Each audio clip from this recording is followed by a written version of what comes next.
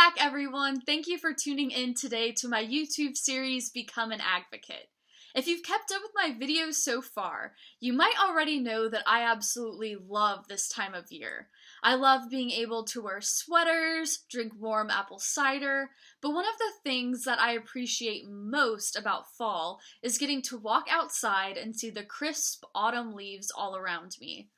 Have you ever stopped and wondered how leaves turn from green in the summer to different shades of red, yellow, and orange in the fall?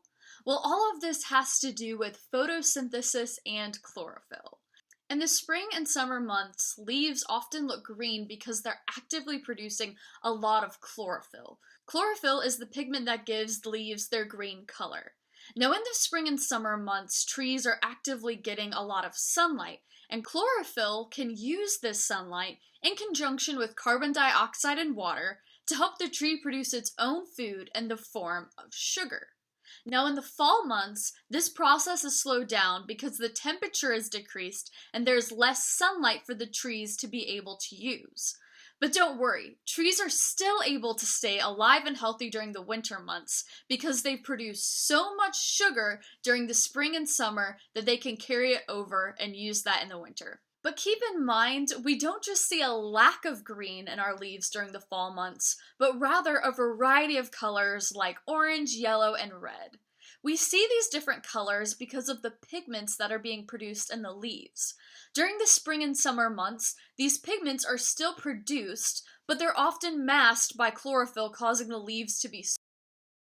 Although a lot of us love looking at the beautiful leaves our trees produce, what many of us don't realize is how important these trees are to Indiana's economy. In Indiana, forestry constitutes an over $8 billion industry, and compared to the rest of the United States, we rank 9th in timber production. What excites me most about forestry in Indiana, though, is the fact that it's literally growing. Our forests are growing at a rate of 3.8 times the amount of timber that's harvested each year. In honor of this beautiful time of year and the trees that play such an important role to Indiana, today we're going to learn how to extract the pigments that give leaves their different colors.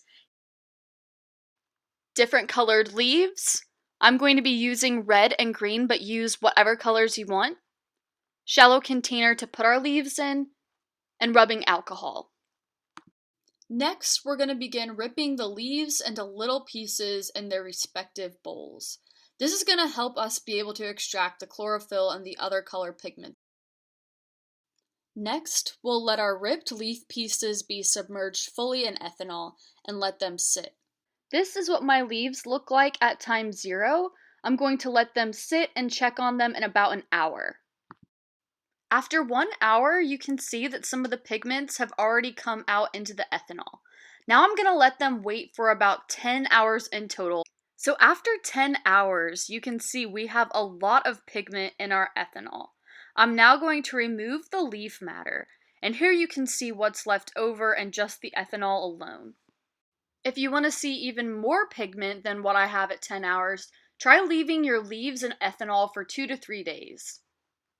So how exactly does something like ethanol take chlorophyll and other pigments out from our leaves? Well, ethanol is a polar solution, and so is water. Pigments like chlorophyll are water soluble, and so ethanol is able to take them out of our leaves and make them present in our final solution.